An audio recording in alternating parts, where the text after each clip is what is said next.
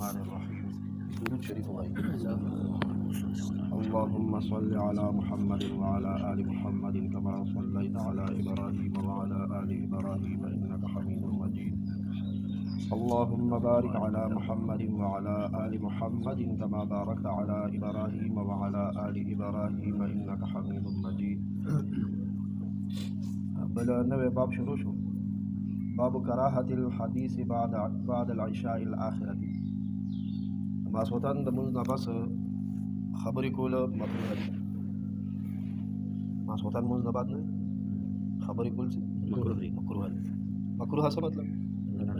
الله ته ناخوښه او مسلمان به د الله د خوښې کارونه کوي که د ناخوښې الله تعالی د رضا الله د خوښې کارونه وکړي. والمراد به الحديث الذي يكون مباحا في غير هذا الوقت. دې خبرونه مراد چې دا ماسوتن منځ نه بعد مکروه دي. دا هغه خبرې دي چې د دې وخت نه علاوه نور وختونو کې مباح وي.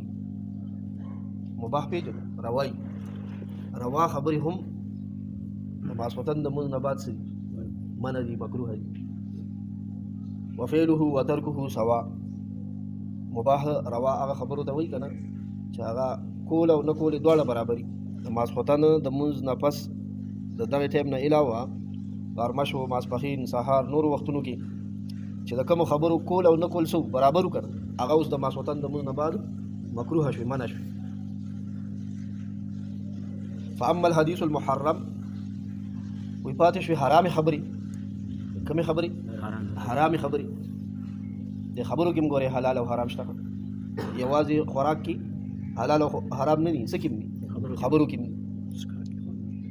خبرو کې یو حرام دادي چې دا مونږه مخامخ د یو بل بیزتی کوو. د اختر کې مونږه لږ داسې ټول په زیم وایي که نه یو ځای کې ملو شو بل ځای کې ملو شو یا څه به چې دوه کسانو سره ملاوېږم نو دا یو راته د دې بل مخامخ بد وایي ویده کې دا چل دی هغه بل راته وایي استاد جي ویده کې دا چل دی. دا منع دي دا حرام دي دا خبرې. دې سره نفرتونه پیدا کېږي. دا ګناه ده.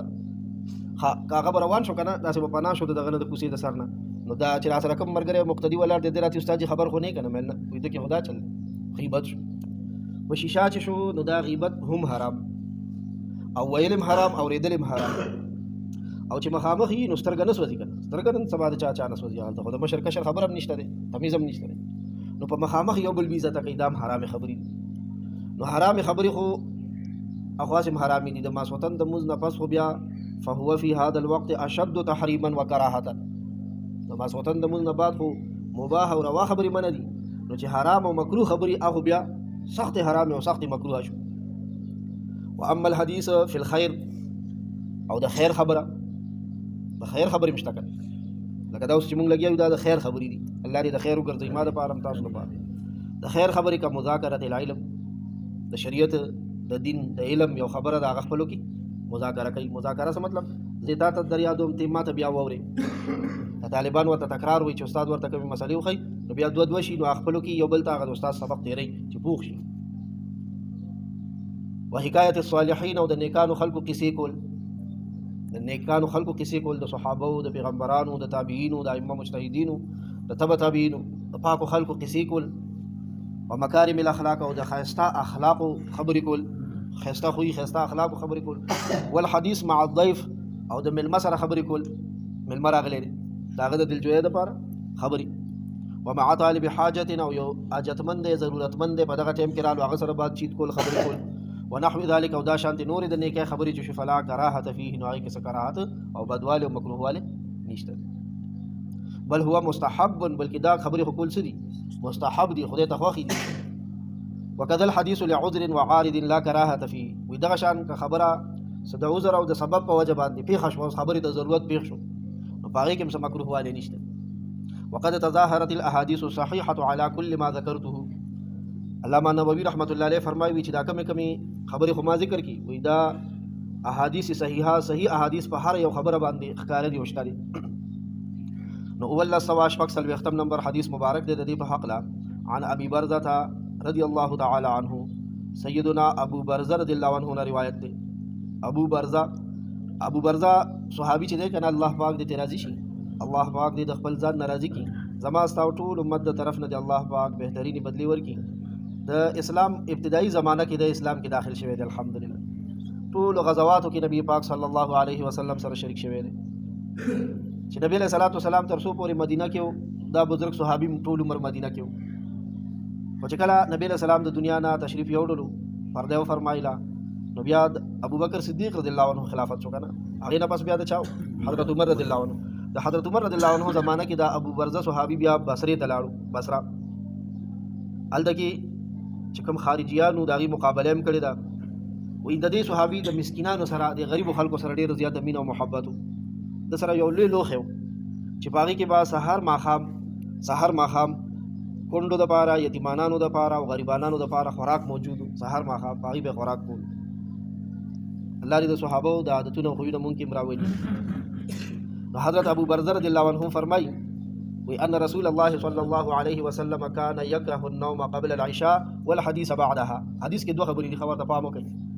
نبی علیہ السلام په نخوا خولو خوب د ماسوتن منځ د مخ کې سر نخوا خول کم دی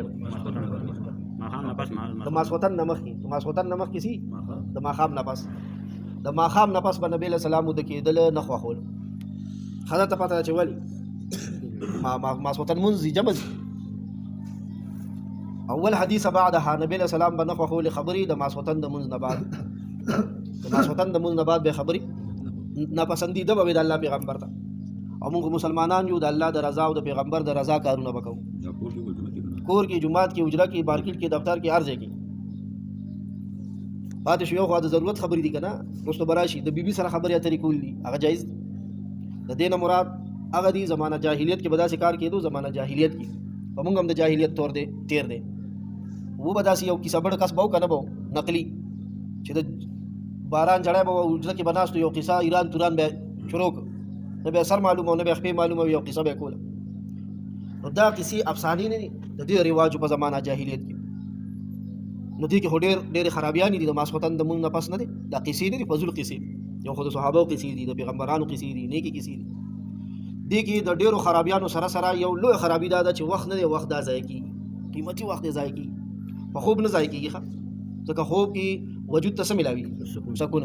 ګورئ یو ترکان دی، هغه یو ځای کې کار کوي، چې کار کوي نو دا د کار والا سیس چې دی اره یا ترخز یا بل څه شی پس شو چې هغه تېره کوي، نو د تېره کولو دا وخت دا دی ضایع کوي که نه، دا هم د کار حصه ده، د کار حصه ده که نه. نو دا وجود له خوب ورکول نه دي، دا هم دا وجود تازه کول دي، بل وخت مانځه دپاره، تهجدو دپاره، کار دپاره. نو دا هم څه دی؟